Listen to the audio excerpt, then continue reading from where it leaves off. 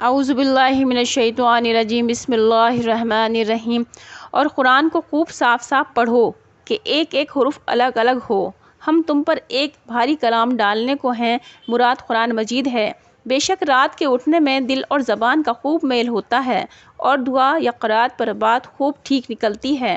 بے شک تم کو دن میں بہت سارے کام ہوتے ہیں، دنیاوی بھی اور دینی بھی، اور اپنے رب کا نام یاد کرتے رہو اور سب سے قطع کر کے اسی کی طرف متوجہ رہو۔